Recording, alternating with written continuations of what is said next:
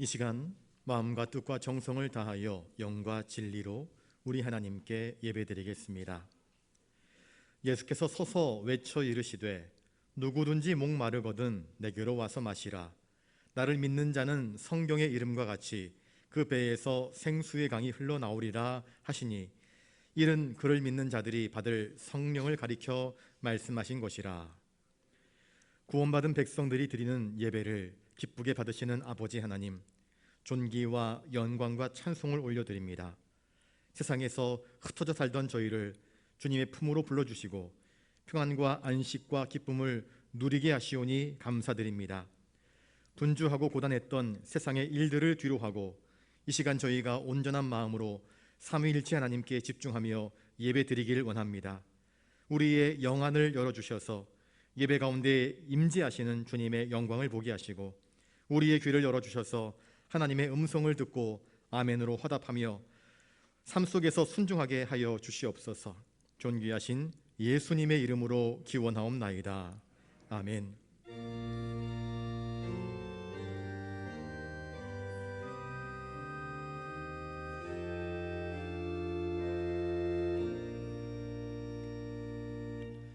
교동문 83번입니다.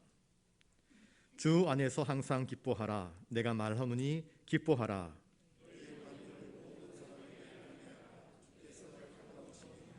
아무것도 염려하지 말고 다만 모든 일에 기도와 간구로,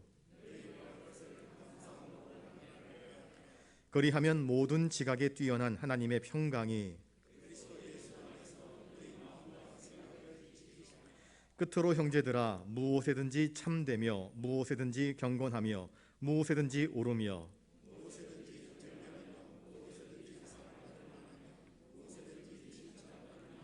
무슨 덕이 있든지 무슨 기림이 있든지 이것들을 생각하라. 그리하면 평강의 하나님이 너희와 함께 계시리라. 아멘. 사랑이 풍성하신 아버지 하나님, 주님의 은혜와 보살피심 가운데 한 주일을 보내게 하심에 감사를 드립니다. 주님께서 베풀어 주시는 은혜는 항상 변함이 없건만 저희는 지난 한 주간 그 은혜를 당연한 것으로 여기고 은혜를 기억하지 못하고 잊고 살았습니다. 하나님의 나라와 영광을 위하여 살아가야 할 저희들이건만 저희는 저희에게 주신 건강과 재물과 물질은 오로지 나의 정욕만을 위해서 사용했습니다. 예배자의 영광과 특권을 주셔서 하나님과 동행하며 살게 하셨는데 저희는 이런저런 핑계를 대며 말씀을 멀리하였고 기도와 경건의 시간을 갖지 못했습니다. 이미 주신 수많은 은혜에 감사할 줄 몰랐고 내게 없거나 부족한 작은 것들에 마음이 상하여 기쁨을 잃은 채 살았습니다. 주님, 하나님의 거룩하심과 온전하심을 본받지 못하고 살아가는 우리를 불쌍히 여겨주시옵소서. 모든 죄와 허물에서 우리를 구원하여 주시옵소서. 회개하는 저희에게 오직 예수 그리스도의 마음을 품고 주님의 영광만을 위하여 살아갈 수 있도록 성령 충만의 은혜를 주시옵소서. 하나님과 인간 사이에 유일한 중보자이신 존귀하신 예수님의 이름으로 이 고백의 기도를 드리옵나이다. 아멘. 이제 하나님 앞에서 우리의 모든 죄를 낱낱이 고백하며 참회하는 기도를 계속 드리겠습니다.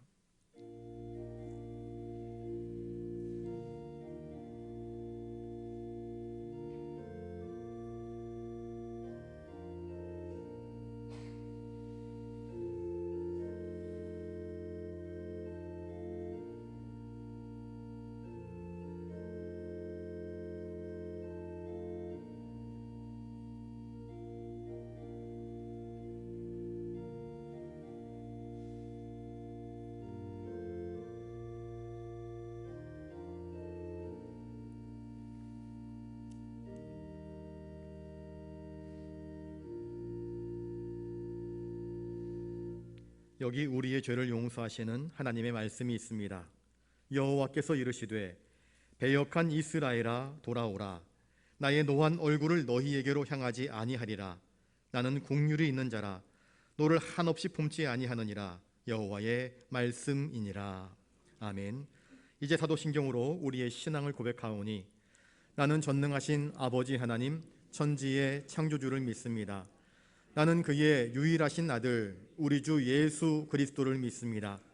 그는 성령으로 잉태되어 동정녀 마리아에게서 나시고 본디오 빌라도에게 고난을 받아 십자가에 못 박혀 죽으시고 장사된 지 사흘 만에 죽은 자 가운데서 다시 살아나셨으며 하늘에 오르시어 전능하신 아버지 하나님 우편에 앉아 계시다가 거기로부터 살아있는 자와 죽은 자를 심판하러 오십니다. 나는 성령을 믿으며 거룩한 공교회와 성도의 교제와 죄를 용서받는 것과 몸의 부활과 영생을 믿습니다. 아멘.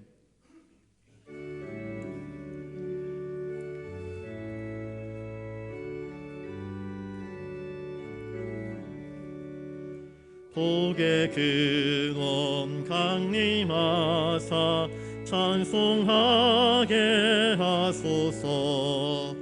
한량 없이 자비하심 증량할 길 없도다.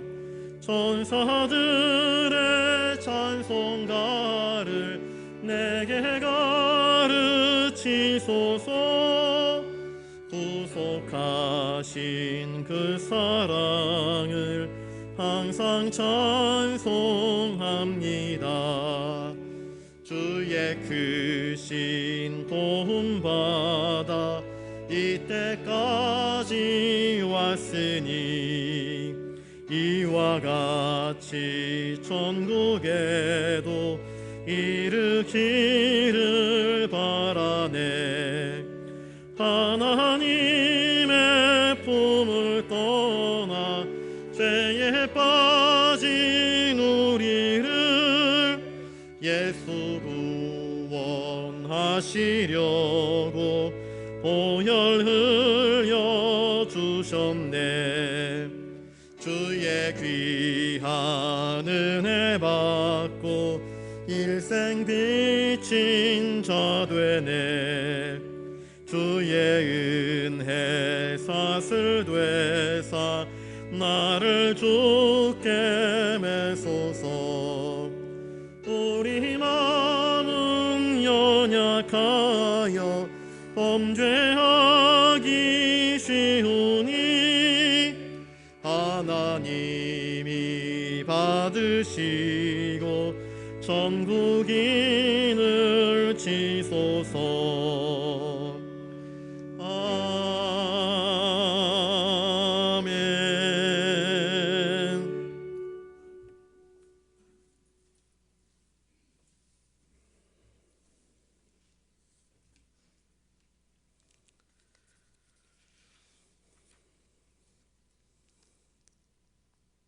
찬양과 영광 가운데 거하시며 사랑과 긍휼을 베푸시는 하나님 아버지,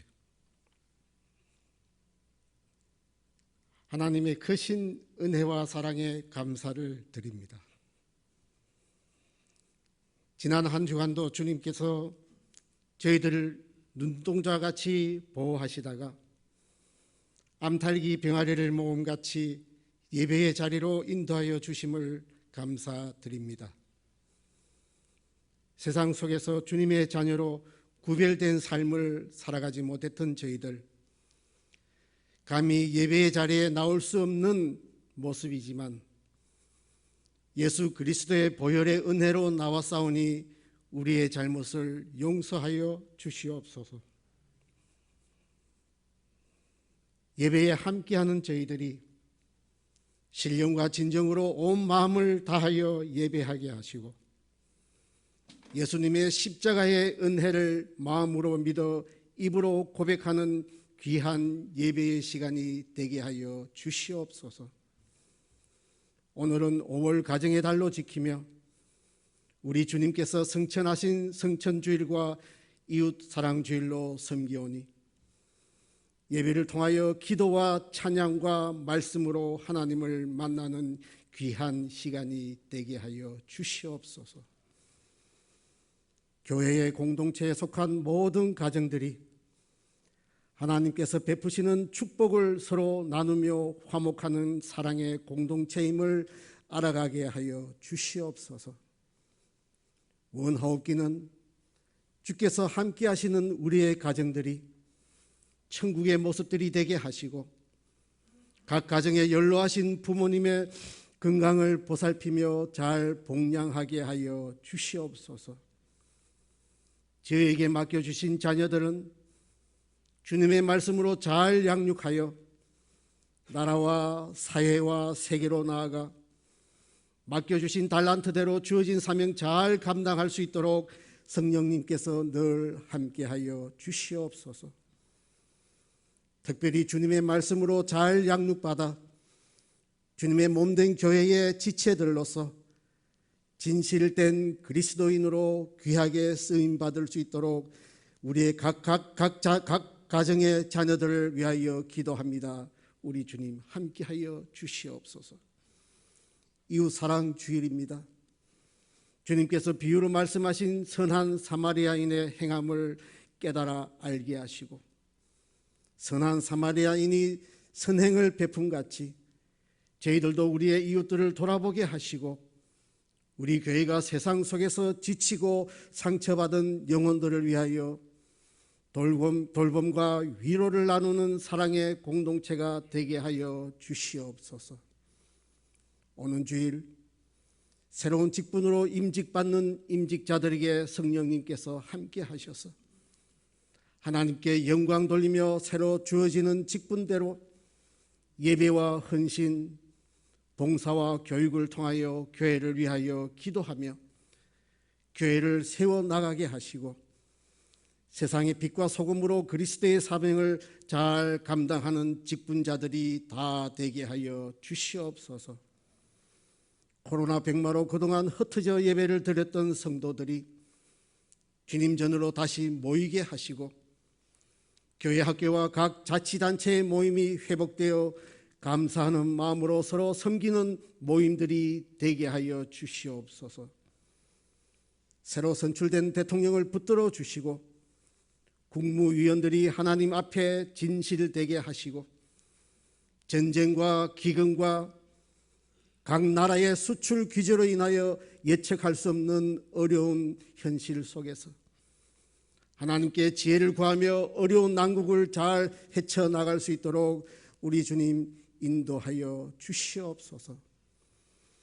이 시간도 세계 열방으로 나아가 복음을 전하시는 선교사들과 그 가정들을 지켜 보호하여 주시고 예배를 위하여 준비하며 수고하는 모든 손길들을 주께서 기억하여 주시옵소서.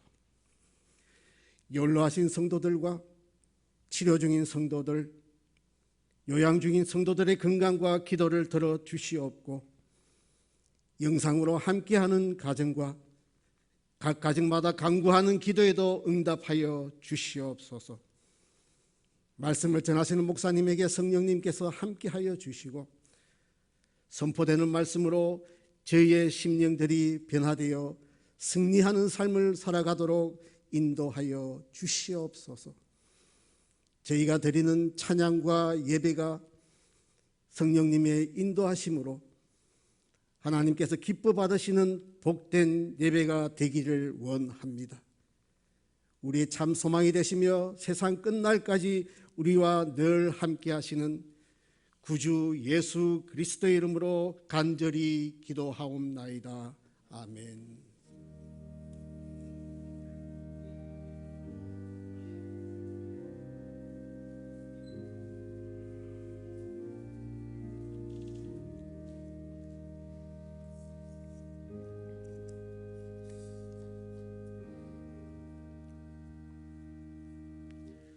이 시간 하나님께서 우리에게 주시는 말씀은 신약 성경 에베소서 6장 5절로 9절까지 말씀입니다. 신약 316면에 있습니다. 제가 말씀을 받들어 읽을 때에 하나님의 귀한 음성을 들으실 수 있게 바랍니다. 종들아, 두려워하고 떨며 성실한 마음으로 육체의 상존에게 순종하기를 그리스도께 하듯 하라. 눈 가림만 하여 사람을 기쁘게 하는 자처럼 하지 말고 그리스도의 종들처럼 마음으로 하나님의 뜻을 행하고 기쁜 마음으로 섬기기를 주께 하듯 하고 사람들에게 하듯 하지 말라. 이는 각 사람이 무슨 선한 일을 행하든지 종이나 자유인이나 주께로부터 그대로 받을 줄을 알미라. 상전들아, 너희도 그들에게 이와 같이 하고 위협을 그치라. 이는 그들과 너희의 상전이 하늘에 계시고 그에게는 사람을 외모로 취하는 일이 없는 줄 너희가 알미라. 아멘.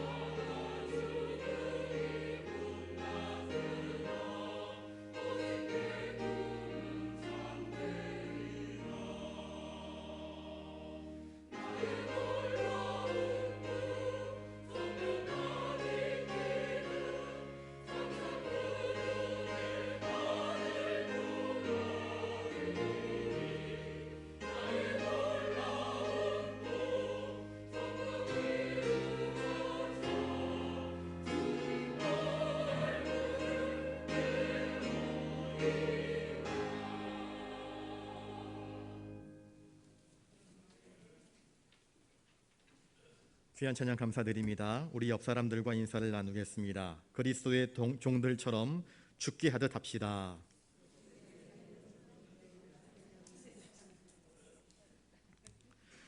우리는 주님의 종들입니다. 그리고 주님이 우리를 사랑으로 섬기셨던 것처럼 우리도 죽게 하듯 하나님의 형상대로 지음받은 그들을 사랑으로 섬기고 또 돌보는 그런 은혜가 있기를 주님의 이름으로 축복합니다. 오늘 본문은 사실 에베소서 5장 22절부터 이어지는 인간관계에 대한 교훈들을 이야기하고 있습니다. 사람과 사람 사이에는 관계가 있습니다. 관계. 남편과 아내의 관계가 돈독하면 행복합니다. 부모와 자녀 간의 관계가 돈독하면 가정의 웃음이 끊어지질 않습니다. 성도와 성도 간의 관계가 돈독하면 신앙생활하는 것이 그렇게 즐거울 수가 없습니다. 다윗은 요나단이라고 하는 특별한 친구가 있었기 때문에 자신의 장인어른 사울이 자기를 죽이려고 그렇게 덤벼들어도 사랑하는 친구, 그 벗이 있음으로 인하여서 모든 것들을 넉넉히 감당할 수 있었지 않았습니까? 에베소서 5장 22절부터 이렇게 이야기합니다. 아내들이여 자기 남편에게 복종하기를 죽게 하듯 하라. 그리고 또 에베소서 6장 1절부터는 자녀들아 주 안에서 너희 부모에게 순종하라. 이것이 옳으니라 이야기합니다. 오늘 본문에서는 종들아 두려워하고 떨며 성실한 마음으로 육체의 상전에게 순종하기를 그리스도께 하듯 하라. 그러면서 연약한 여자, 연약한 자녀, 연약한 종들에게 먼저 권면을 하고 있습니다. 이것은 사도 바울이 강자는 대우하고 약자는 무시하는 것인가? 그렇지 않습니다. 먼저 약한 자들에게 권면을 하면서 강자의 편을 들기 위함이 아니라 강자에게는 더 큰 책임이 있음을 나중에 이야기하고 있는 것입니다. 5절 말씀을 한번 같이 읽어보겠습니다. 5절입니다. 시작. 종들아 두려워하고 떨며 성실한 마음으로 육체의 상전에게 순종하기를 그리스도께 하듯 하라. 아까 관계에 대해서 이야기하지 않았습니까? 사람과 사람 사이에는 관계가 있습니다. 누구도 독불장군처럼 혼자 세상을 살아갈 수 없습니다. 독불장군처럼 세상을 살아가게 되면요, 아무도 그와 벗이 되지 않습니다. 자기에게 아무도 벗이 없다 그러면 사울처럼 됩니다. 아무도 내 편이 없다, 아무도 나에게 위로가 되지 않는다 그러면 히스테릭한 인생을 살게 됩니다. 의심하고 불신하고 미워하고 시기하고 죽이는 인생이 되는 것입니다. 그러나 관계가 형통하면 나를 이해하고 나를 알아주고 나를 감싸주고 나를 위로하고 나와 함께 슬픔과 기쁨을 나눠줄 수 있는 그 사람이 있으면 거기에서 위로가 생기고 감사가 생기고 은혜가 생기는 건 아니겠습니까? 바울은 당시의 종들을 향하여서 이렇게 이야기합니다. 종들아 두려워하고 떨며 성실한 마음으로 너의 육체의 상전에게 순종해라. 그렇게 이야기를 하고 있습니다. 사도 바울이 이 편지를 쓸 때에 당시의 종들의 형편은 어떠했을까? 여기서 종들아 라고 기록된 이 단어는 원래의 의미는 노예들아 라는 뜻입니다. 노예라. 노예의 형편은 어떻습니까? 노예란 어떤 사람들입니까? 우리 미국 서부시대 때에 노예 해방 운동이 벌어졌던 그 역사적인 사실들을 우리가 알지 않습니까? 노예는요, 인격이 없습니다. 이름도 없습니다. 인권을 주장할 수 없습니다. 주인이 시키면 시키는 대로 해야 됩니다. 자기 이름도 자기 멋대로 짓지 못합니다. 주인이 이름 지어주면 감사한 것이고 이름이 없으면 개똥이든 소똥이든 마음대로 불리는 것이 노예의 삶이었습니다. 어디 마음대로 이사 갈 수 있습니까? 어디 마음대로 내가 사랑한다고 사랑하는 여인과 혼인을 할 수 있습니까? 아무것도 할 수 없습니다. 노예의 삶은 비참하였습니다. 당시 사도 바울이 편지를 쓸 때에 로마 제국 내에는 노예의 총수가 6천만이나 되었습니다. 엄청나게 많은 사람들이 노예가 되었습니다. 왜 노예가 되었을까? 빈부격차의 차이로 인하여서 먹고 살기 위하여서 아들을 노예로 팔고 딸을 노예로 팝니다. 심지어 아내까지도 노예로 파는 일들이 발생을 합니다. 먹고 살려다 보니 또 당시 로마는 정복전쟁을 펼쳐서 수많은 나라들을 정복하여서 제국의 영토를 확장해 나갔습니다. 로마의 군사가 한번 지나고 나게 되면 거기에는 피비린내 나는 인생의 비극들이 발생을 합니다. 정복당한 나라들은 비록 그가 왕이었다 할지라도 귀족 출신이었다 할지라도 그것을 내세울 수가 없습니다. 포로로 끌려가면 노예시장에서 목에 팻말을 붙여놓고는 이건 어느 나라 출신의 똑똑한 사람입니다. 얼마요? 사람들이 가격을 흥정하여서 노예로 팔려갑니다. 부부가 서로 생이별을 하게 되고 부모와 자식이 생이별을 하게 됩니다. 형제끼리도 함께 할 수 없습니다. 노예로 팔려가게 되면 그 다음부터는 자신의 생명은 주인의 손에 달려있는 것입니다. 이게 당시 로마 제국 안에서 법대로 그들 나름대로의 질서 법대로 노예를 사고팔고 하는 그러한 모습들이었습니다. 노예가 된 자들은 노예시장에서 벌거벗은 채로 자기를 사줄 새로운 주인을 기다려야 합니다. 성경에 보시면 예수님께서 은 30에 팔렸다, 그 목숨을 팔렸다 이야기합니다. 은 30이 당시 노예에게 지불되었던 보통의 값이었습니다. 특별한 노예들은 조금 돈을 더 주고 또 20세 이하나 기능이 좀 떨어지는 노예들은 더 적은 값으로 팔리기도 하였습니다. 잘 아시다시피 요셉이 17세의 어린 나이에 형들의 시기와 질투로 상인들에게 노예로 팔려가는데 그때 은 20세겔을 받았다 기록하고 있지 않습니까?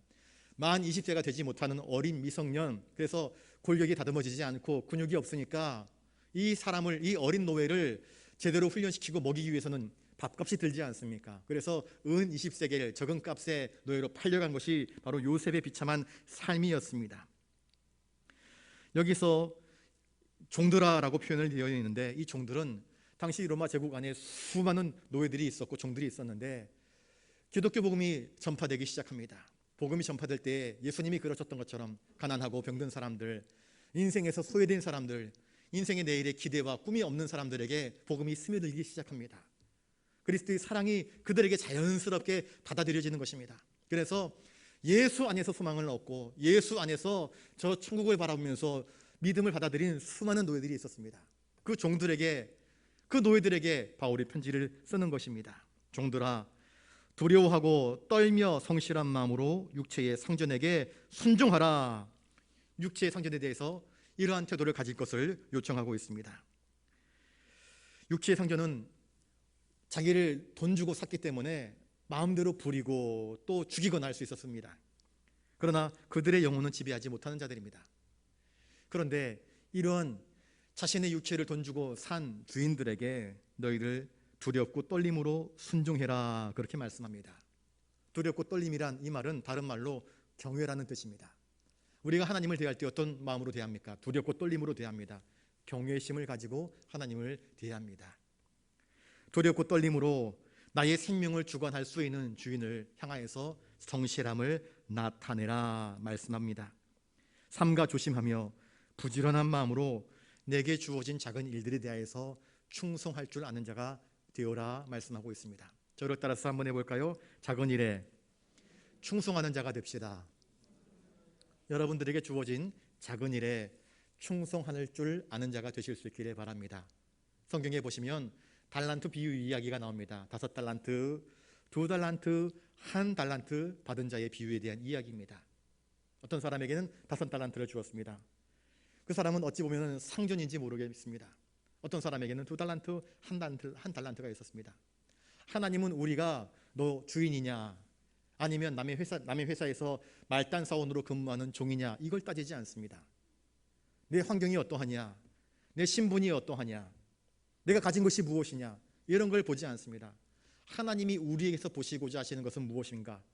우리 내면에서 내게 주어진 삶 속에서 부지런함과 성실함으로 그리스도인됨을 나타내는 것을 하나님은 바라고 기대하시는 것입니다.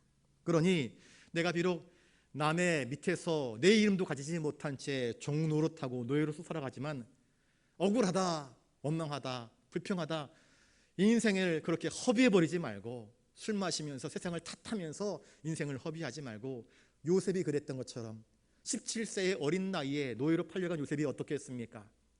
자기를 산 보디발의 집에서 정말 허드렛 일부터 시작하지 않았습니까? 그런데 어떻게 합니까? 허드렛 일 맡겨도 나는 아비 집에 가면 존귀히 여김을 받는 아들이었지만 지금 내 현실은 남의 집에 종살이하고 있으니 거기에서 성실과 최선을 다해서 일들을 감당하지 않습니까? 성경의 표현대로 여호와께서 그와 함께 하심으로 말미암아 그의 행하는 일들 가운데에 형통함이 있었다 이야기합니다. 요셉은 주어진 삶의 정말 비극적인 고통 속에서도 오늘 내가 해야 할 일이 무엇인가? 하나님이 내가 무엇을 하면 기뻐하실 것인가? 그래서 하나님을 기쁘시게 하는 작은 일에 성실하고 충성하는 그런 아름다운 모습을 보임으로 말미암아 보디발의 눈에 이쁨을 받고 보디발이 신임하고 그래서 가정의 모든 것들을 대소사를 맡기는 그런 집사장으로 세워놓지 않습니까? 그러니 우리의 형편이 노예이든 남의 밑에서 근로자로서 일을 하든 이것이 중요한 것이 아니라 성도로서 마땅히 내가 해야 할 작은 일들에 대해서 최선을 다하고 충성할 줄 아는 믿음의 사람으로 살아갈 것을 바울은 우리에게 권면하고 있습니다. 여기서 성실하다 하는 단어는 우리가 누군가를 향해서 도움을 줄 때에 인색한 마음을 가지고 도와줄까 말까?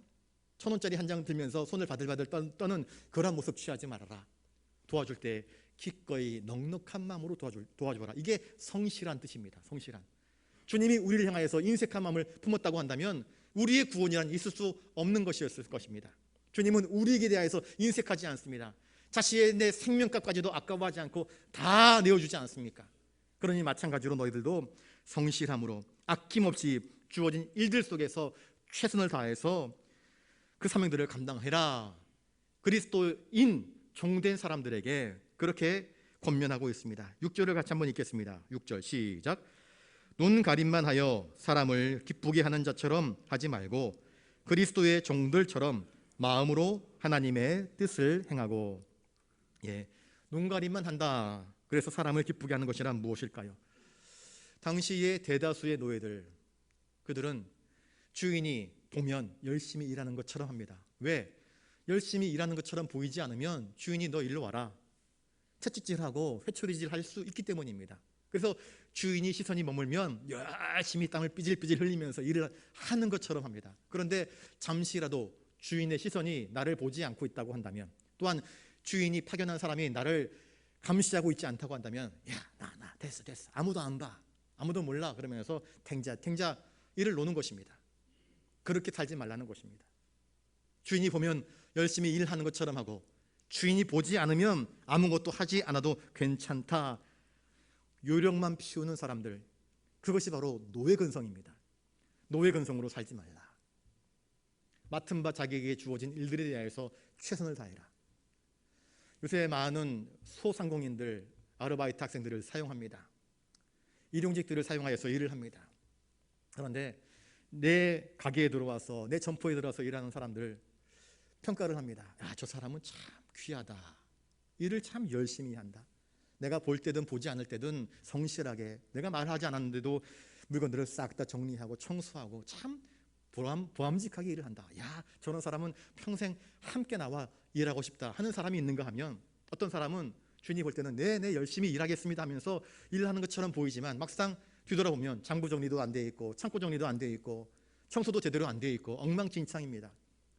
한 달쯤 일해보다가 부릅니다. 그리고 이렇게 이야기합니다. 수고하셨습니다, 이제 다음 달부터는 안 나오셔도 되겠습니다 하면서 돌려보내버립니다. 왜 그럴까요? 주인의 성에 차지 않는 것입니다. 성실함이 없이 불성실함으로 자신의 인생을 살아가는 그 사람들, 좋은 일 맡기고 싶겠습니까? 같이 일하고 싶겠습니까? 일할 수 없는 것 아니겠습니까? 그러니 맡은 일에, 작은 일에 충성할 줄 알고 성실할 줄 아는 사람들이 주인의 눈에 귀히 여김을 받는 것 아니겠습니까?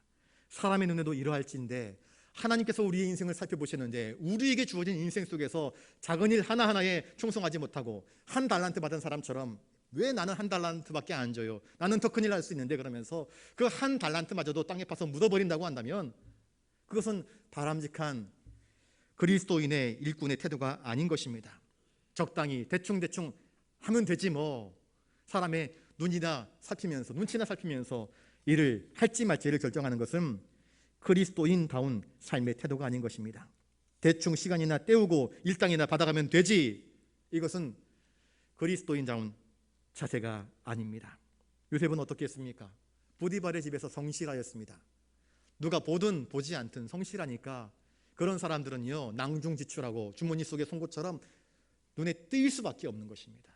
여러분들의 삶이 눈에 띄는 진실하고 성실하고 거룩한 삶이 되실 수 있기를 주님의 이름으로 축복합니다. 그러면 그리스도의 종들은 어떻게 해야 될까요? 요셉은 어떻게 했습니까? 요셉은요, 하나님 앞에서 자신에게 주어진 일들을 감당했습니다. 누가 보든 보지 않든 하나님이 내 곁에 항상 계신다는 사실을 의식했기 때문에 휘파람 불면서 노래하면서 그 일들을 기쁘고 즐거운 마음으로 감당해 나가는 것입니다. 사람을 기쁘게 하는 것이 아니라 하나님께서 바라보시기 때문에 하나님을 기쁘시게 하는 그 일들을 감당하는 것입니다. 마음으로 하나님의 뜻을 행한다, 그렇게 되어 있습니다. 마음으로, 진심으로, 마음과 정성을 다 바쳐서 자기에게 주어진 그 하나하나의 일들을 매끄럽게 깨끗하게 정리정돈 잘 하는 성실한 삶을 산다고 한다면, 그 삶을 통하여서 그리스도인다움의 진가를 세상 사람들이 알아주지 않겠습니까? 요셉을 가만히 보십시오. 요셉 때문에 보디발의 집에 복을 받습니다. 하나님께서 요셉으로 인하여서 그의 집안의 모든 일들을 형통케 하시지 않습니까? 또 억울한 일 당하여서 감옥에 들어가지만 요셉으로 인하여서 꿈꾸었던 자들의 꿈을 해몽해주고, 요셉으로 인하여서 나중에 그가 국무총리가 되어서 애굽 온 땅에 대흉년을 대비하여서 수많은 생명을 건져내는 위대한 일을 감당하게 되었습니다. 무엇 때문입니까? 주어진 하나하나의 작은 삶 속에 최선을 다하고 충성할 때에 하나님은 그런 자들을 통하여서 잘하였도다 착하고 충성된 종아, 내가 작은 일에 충성하였으니 더 큰 일을 맡기겠다 하시면서 더 큰 일꾼으로 세워주시는 것 아니겠습니까? 그러니 우리가 마음으로 하나님의 기쁘신 뜻을 행할 줄 아는 우리의 성심을 나타내 보여주실 수 있어야 할 것입니다. 7절을 같이 읽겠습니다. 7절입니다. 시작. 기쁜 마음으로 섬기기를 주께 하듯 하고 사람들에게 하듯 하지 말라. 우리는 다 누구나 높아지고 싶습니다. 신분 상승의 욕구가 있습니다. 그래서 결혼을 통해서라든지 아니면 어떤 특별한 계기를 통해서 사람들이 왜 로또를 삽니까? 대박을 꿈꾸는 것 아니겠습니까? 왜 신데렐라 콤플렉스가 나옵니까? 누군가 나를 알아주는 멋진 백마탄 왕자가 나타나게 되면 나의 신분이 확 뒤집힐 것이야 라는 것이 대박을 꿈꾸는 사람들의 특징 아니겠습니까? 그러나 그리스도인들은 대박을 꿈꿀 필요가 없습니다. 왠지 아십니까? 이미 대박을 받았기 때문입니다. 예수 그리스도께서 당신의 피값으로 우리를 사셔서 너는 내 것이라 말씀하십니다. 주님은 우리에게 저 영원한 천국 하늘나라를 상급으로 약속하여 주셨습니다. 그러니 우리는 기쁜 마음으로 더 큰 미래를 바라보면서 우리에게 주어진 삶의 자리에서 높아지려고 애를 쓸 필요가 없습니다. 아둥바둥 할 필요 없습니다. 이미 우리는 더 존귀히 여기시는 주님이 계시기 때문입니다. 죽기 하듯 하라 주님 말씀하십니다. 그러면 과연 죽기 하듯 하는 것이 무엇일까? 죽기 하듯이라는 말을 생각해 볼 때 주님은 과연 어떤 삶을 사셨는가를 살펴볼 필요가 있습니다. 주님은 어떤 삶을 사셨습니까? 주님은 창조주 하나님과 동등되신 분이십니다. 하나님의 아들이십니다. 말씀이신 분이십니다. 로고스이신 분이십니다. 그런데 그 말씀이 육신이 되어서 우리들 가운데 내려오셨습니다. 하늘 보좌를 버리시고 우리와 똑같은 인간의 몸을 입고 우리 가운데 찾아오셨습니다. 그리고 누구와 사귀셨습니까? 바리새인과 서기관들이 예수님을 향해서 놀리듯 이렇게 이야기했습니다. 저가 죄인의 친구로다. 주님은 세리들과 어울리셨습니다. 병든 자들과 어울리셨습니다. 그의 직분, 그의 과거 묻지 않습니다. 따지지도 않습니다. 나병 환자 지나가더라도 나병 환자가 주여 나를 불쌍히 여기소서 그러면 다가가셔서 손 내밀어 그를 고쳐주셨습니다. 심지어 사람들이 귀신 들려가지고 사람들 공동체 속에 들어가지 못하고 저 사람들이 살지 않은 깜깜한 산속 무덤 거기에 쇠사슬을 박아놓고 말뚝을 박아놓고 사람을 칭칭 묶어놓았는데 그 귀신 들린 사람에게 찾아가셔서 그의 악한 귀신들을 쫓아내 주시고 사람을 온전케 하시는 모습으로 주님은 모든 버림받은 자들에게 기꺼이 찾아오셔서 그들을 섬겨주셨습니다. 심지어 제자들의 발 앞에 친히 무릎을 꿇으셨습니다. 그때 제자들이 뭘 하고 있었는지 아십니까? 예수님이 예루살렘에 올라가시면 저마다 기대하기를 왕이 되실 것이다. 왕이 되시면 나는 오른쪽 자리, 나는 왼쪽 자리 차지해야지, 나는 국무총리 해야지, 나는 무슨 장관 해야지, 각각 자기들만의 꿈을 꾸면서 누가 더 예수님의 충성스러운 사람인가, 누가 더 높은가를 자랑하고 있었습니다. 주님은 어떻게 하십니까? 대야에 물을 뜨시고 허리에 수건을 동이시고 제자들 발 앞에 무릎 꿇으셔서 한 사람 한 사람 발을 씻어주십니다. 그리고 말씀하십니다. 얘들아, 너희들이 다투는 건 내가 다 알고 있다. 그런데 천국에서는 누가 큰 줄 아느냐? 섬기는 자가 큰 사람이야. 섬기는 자가. 그러니 내가 너희에게 부탁한다. 너희들도 나처럼 섬기는 자가 되어라. 주님은 그렇게 말씀하셨습니다. 주님은 섬기셨습니다. 철저하게 아버지를 섬기셨고 철저하게 아버지가 사랑하시는 구원하기를 원하시는 이 죄 많은 세상 사람들을 섬기셨습니다.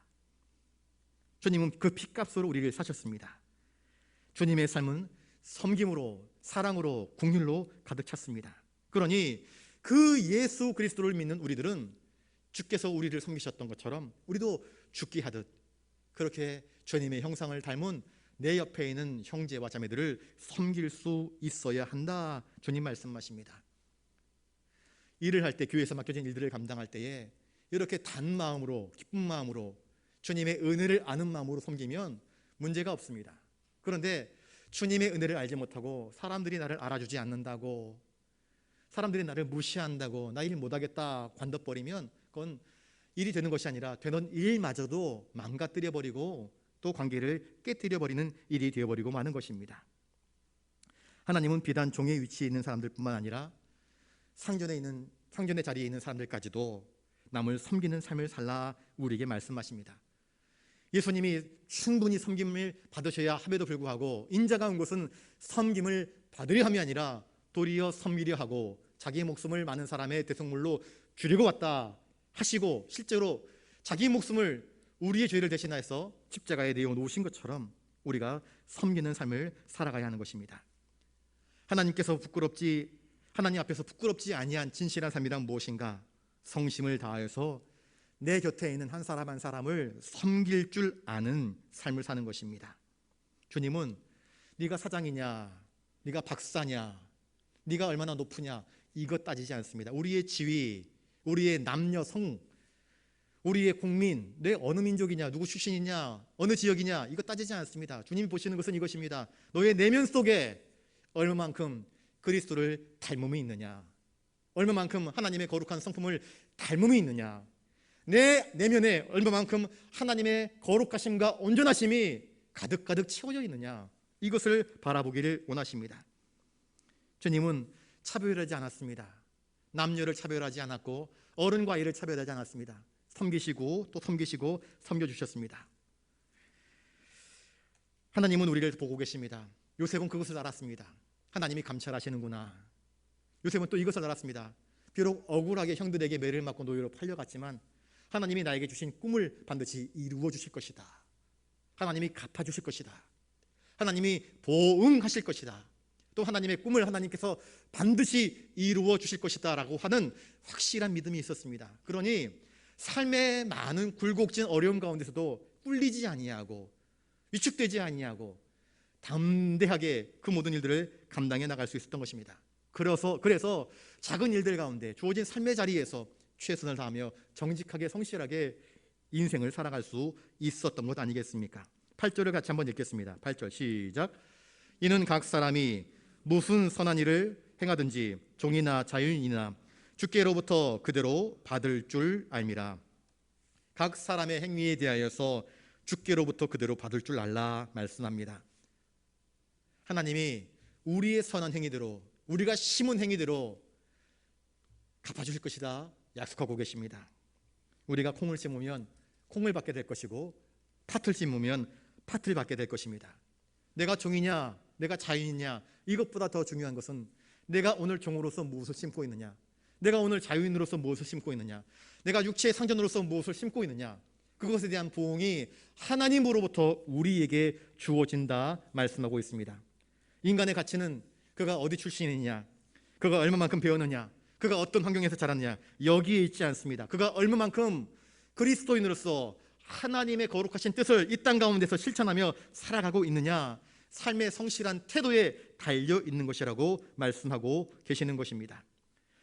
주께로부터 그대로 받을 줄 알라 그렇게 말씀하시는데, 받는다라는 것은요 미래형 동사입니다. 미래에 하나님께서 우리에게 갚아 주실 것이다 라고 하는 하나님의 약속이 담겨져 있습니다. 여러분은 지금은 그렇게 많이 하지 않는데 예전에는 학교 다닐 때 학교에서 일부러 적금 들라고 했습니다. 적금을 그렇게 독려했습니다.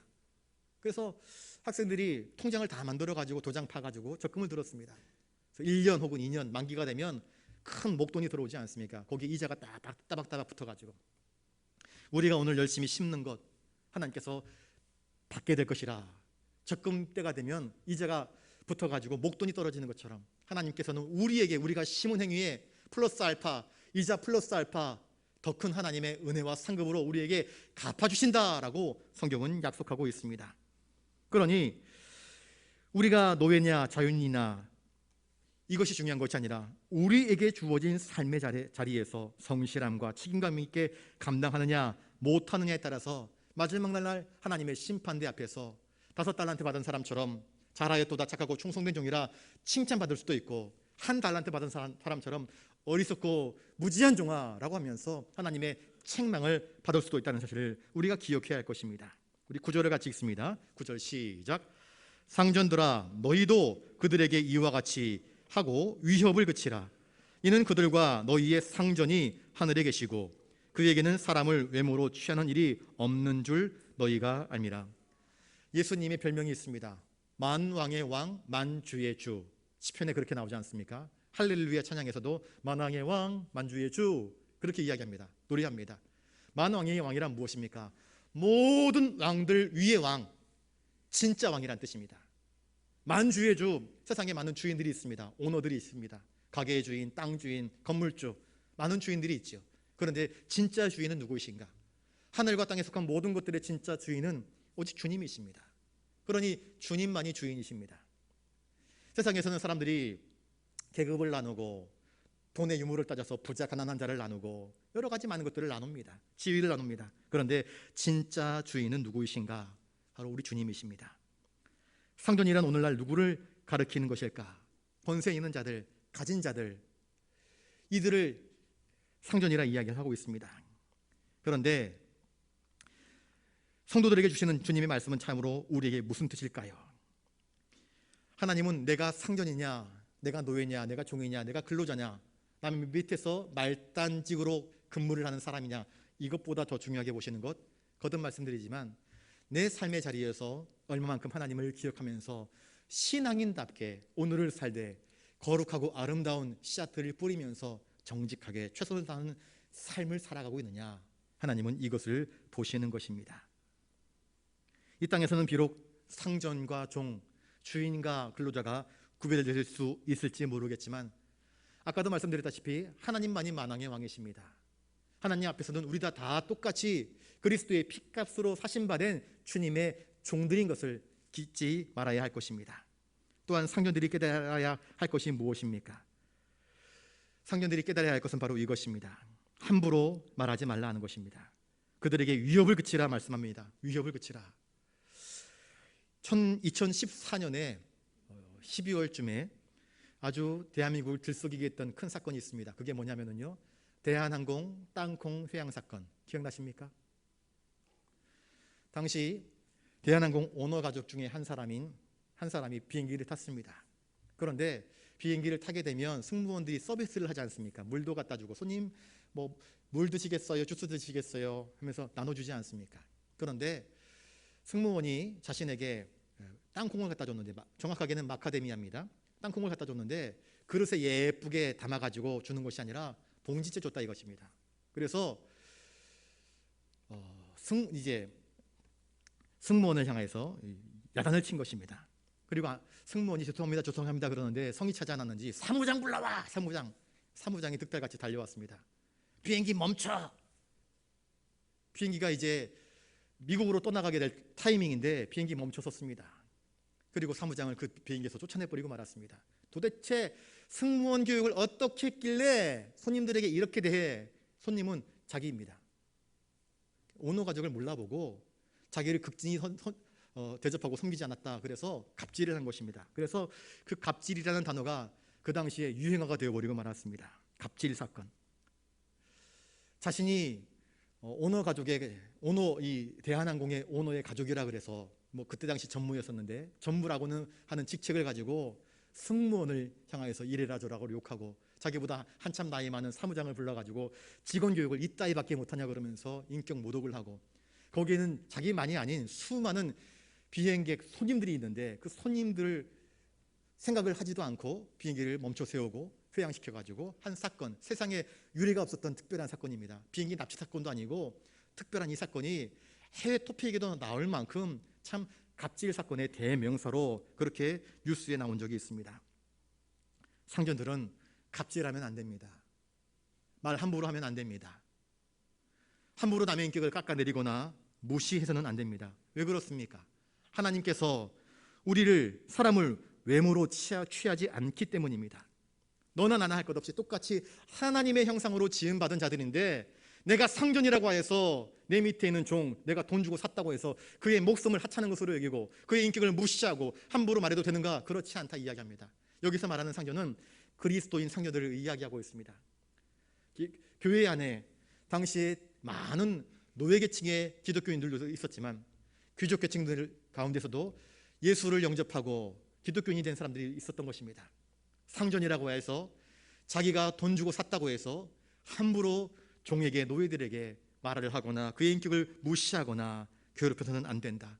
위협을 그치라, 공갈을 그치라, 협박하지 말라, 내 말 안 들으면 너 죽여버리겠다는 둥, 내 말 안 들으면 내가 너를 얼마든지 때릴 수 있다는 둥, 이런 위협과 협박을 그치라, 그리스도인답게 행하라 말씀합니다. 주님이 우리에게 하셨던 것처럼 죽게 하듯 하라. 죽게 하듯 하라. 아내가 남편에게 순종해라. 죽게 하듯. 자녀가 부모에게 순종해라. 주 안에서. 주님과의 관계를 생각하면서 주님이 보시고 계시기 때문에 주님이 그를 사랑하시고 인정하시는데, 네가 함부로 말하고, 네가 불성실하고, 네가 불충성하고, 네가 그 거룩한 관계들을 깨뜨려서야 되겠는가? 그리하지 말라. 주님은 우리에게 말씀하고 있습니다. 여기서 우리가 깨닫는 것은 무엇인가? 저를 따라서 한번 해보겠습니다. 우리의 삶은 하나님 앞에서의 삶이 되어야 합니다. 요셉의 삶은 그랬습니다. 하나님 앞에서의 삶이 되기를 애썼습니다. 유혹받는 길이 있었습니다. 사건들이 있었습니다. 그런데 하나님 앞에서 나는 어떻게 해야 될 것인가? 무엇이 진짜 충성이고 무엇이 진짜 진실한 것이고 무엇이 진짜 하나님을 기쁘시게 하는 것인가? 얼마든지 쾌락에 유혹에 넘어갈 수 있지만 무엇이 하나님의 영광을 위하는 것인가? 고린도전서 10장 31절에 그런즉 너희는 먹든지 마시든지 무엇을 하든지 다 하나님의 영광을 위하여 하라 말씀합니다. 우리는 그렇게 살아가야 합니다. 인간을 나의 탐욕의 도구로 삼지 말아야 하고 인간을 나의 정욕의 대상으로 바라보지도 말아야 합니다. 하나님의 형상대로 바라보고 함부로 말하거나 함부로 위협하거나 그의 인격을 침해하거나 그를 비참하게 만들어서는 안 되는 것입니다. 오히려 예수님처럼 버림받은 인생들에게 찾아가셔서 그들 발 앞에 무릎을 꿇고 섬겨주셨던 것처럼 섬겨주고 살려주고 회복하고 또 생명 살려주는 그 거룩한 일에 쓰임받는 사람이 진짜 그리스도인의 모습이 아닌가 성경은 우리에게 가르쳐주고 있습니다. 예수 그리스도의 종들처럼 또 예수 그리스도께서 우리를 위해서 십자가 위에서 하신 것처럼 저와 여러분들도 서로를 바라보시면서 죽게 하듯 서로를 섬기고 사랑할 수 있기를 주님의 이름으로 축복합니다. 사랑으로 행하십시오. 공유를 베푸십시오. 위로해 주십시오. 자비를 나타내십시오. 은혜를 끼치십시오. 그리스도인됨을 나타내십시오. 하나님의 자녀답게 그리스도의 종답게 서로를 사랑하는 거룩한 모습이 우리 안에 풍성하게 일어나기를 주님의 이름으로 축복합니다. 기도하겠습니다. 거룩하신 주님, 그리스도의 종들로서 죽게 하듯 우리가 서로를 바라보며 사랑으로 섬기며 서로를 세워줄 수 있는 거룩한 관계가 되게 하여 주시옵소서. 감사를 드리오며 존귀하신 예수님 이름으로 기도드리옵나이다. 아멘.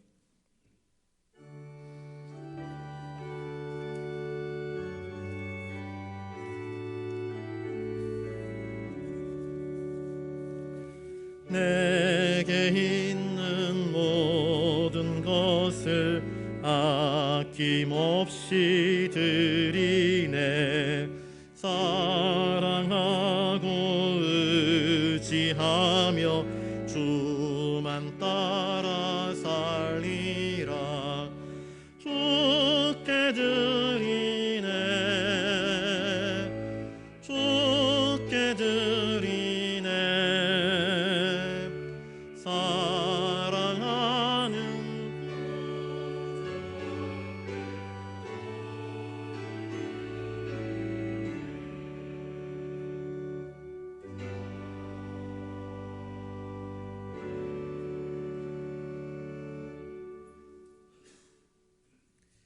기도하겠습니다. 거룩하신 주님 참으로 감사를 드립니다. 오늘 거룩한 주일에 주님께 나와 예배하게 하시니 오니 감사를 드립니다. 또 이 시간 우리의 삶의 자리에서 열심히 땀 흘려 거두어들인 그 모든 열매들이 주님의 은혜의 분목들인 것을 깨닫고 그 중에 10분의 1을 구별하여 11조의 예물로 드리게 하시오니 감사를 드립니다. 삶의 여러 가지 많은 어려운 정황들 속에서도 엎드려 기도할 때마다 새 길을 열어주시고 또 우리를 구원하여 주신 주님의 놀라우신 구원 사건을 기억하며 다양한 감사의 제목들로 예물 올려드립니다. 부산영락교회 내일을 기대하며 비전 헌금으로 또 하나님 나라의 확장을 위하여 선교 헌금으로 또 마음속에 기도하는 간구하는 제목들이 있어서 1,000번제로 또 엘리베이터 헌금으로 또 내 이웃을 사랑함으로 이웃사랑 헌금으로 귀한 예물 올려드립니다. 한 사람 한 사람 드린 그 손길과 정성을 헤아리셔서 복되게 형통하게 하여 주시옵시고 이 모든 예물을 통하여서 주님 홀로 모든 영광을 받아 주시옵소서. 감사를 드리옵고 존귀하신 예수님 이름으로 기도드리옵나이다. 아멘.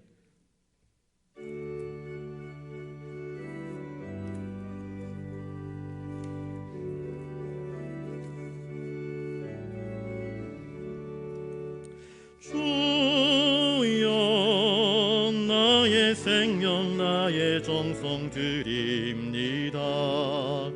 이 작은 나의 생명 나의 정성 다해 주님만을 위하여서 살기 원하오니 주여 잡아주소서. 나를 잡으소서. 주님만을 위하여 살게 하소서. 주아, 불같은 성령으로 충만케 하옵소서. 환난이 와도 핍박이 와도 주님만 위해 살게 하소서. 주여, 나의 가진 모든 모아드립니다. 아무리 나 혼자서 몸부림쳐봐도 우리들의 힘으로는 어찌할 수 없어. 주만 의지합니다. 주를 의지함. 성령으로 거듭남 주시옵소서. 아, 불같은 성령으로 충만케 하옵소서. 괴로움이 와도 슬픔이 와도 주님만 위해 살게 하소서. 주여, 이 몸 바쳐 주의 일을 하렵니다. 아무리 어려워도 괴로움 당해도 주와 함께 승리하며 살게 하옵소서. 주님 사랑 크시니 주를 따라가며 주님으로 만족해 하여 주소서. 아, 불같은 성령으로 충만케 하옵소서. 고통이 와도 죽음이 와도 주님만 위해 살게 하소서.